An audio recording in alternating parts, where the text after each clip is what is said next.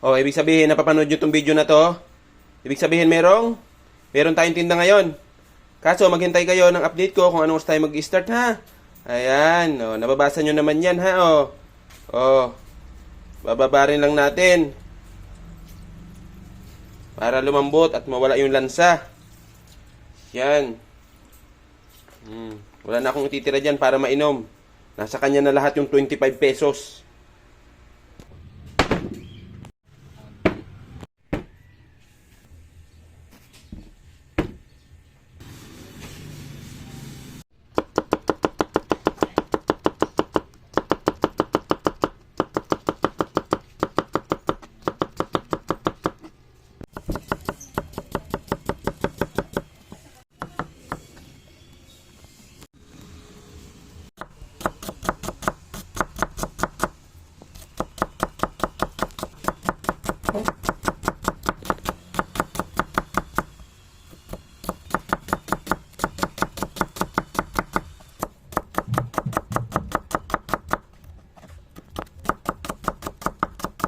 A few moments later. Ayan. Nakita nyo ba yung gatas, guys? Ayan, o. Pinaputla na yung calamares natin. Ayan, nakikita nyo yan, yung calamares. Ayan, o. Ayan. Kahit kurutin mo yan, o, na hindi pa siya luto, o. Malambot na siya. Yung mga natitira parang sinulid, yan yung pinakabalat niya. Kaya medyo matigas yung iba. So ito guys, yung naiwan natin sibuyas. Yan, mga 10 pisong kalaman, 10 pirasong kalamansi ilagay nyo. Para mamatay yung amoy niya. Yan guys, tapos na tayo maglinis. Yan. Pagkatapos nyo patiktikin sa mantika, ay sa tubig. Yan, linisin nyo na. 20 kilo lang yung ginawa ko dahil wala namang pasok ngayon. Nandito lang tayo sa bahay. Ayan, hindi naniniwala guys, pakitimbang nyo na lang po.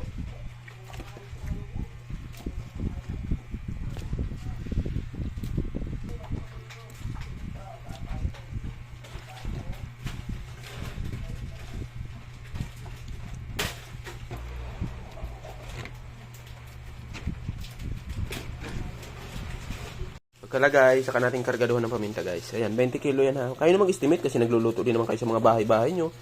Ayan, estimate nyo na yan. Ayan. Tagal ko nang titimpla nito, estimate lang ako pero hindi tayo sumasablay. Kasi syempre, araw-araw nang ginagawa natin. Ayan. At yun guys, ayan, templado na yan. Ayan. Templado na. Mekos mo na yan. Mekos na. Ayan, hinalo-halo. Tornado. Ayan guys, kailangan yan, pagkatapos nyo maghugas at nahugasan nyo ng ulit-ulit, amuyin nyo kung mabango. Ayan, para wala na yung lansam, okay na yan. Ayan, puting-puti oh. Timpla nyo ganyan, ayan, timplado na, di ba? Hayaan nyo lang muna, babarin nyo lang muna siya dyan. Ganyan. Para tumalab pa ng tumalab yung timpla. Tsaka nyo i-plastic, lagay nyo sa cooler, lagay nyo ng yelo. Para kung kayo walang freezer at dadalhin nyo ng alis na kayo magtinda, ayan, hindi masisira, hindi mangangamoy kasi yan. Pag yan hindi malamig, magkukulay pink, magkukulay pula ang hiwa nyan. Ayan. Masisira, doon na magsisimula maging malansa at pangit ang lasa ng calamares nyo guys. Kaya kailangan, pagkatimpla ganyan, pag-stack ng konti, lagay sa cooler, lagyan ng madaming yelo. Ano? Itong chicken skin natin guys, yan, galing sa freezer yan. Ayan. Pagkatimpla, lagay sa freezer, kaya medyo matitigas. Ayan. Dito lang kami sa bahay ngayon ha. Start kami mamayang hapon, pag hindi na masyadong mainit.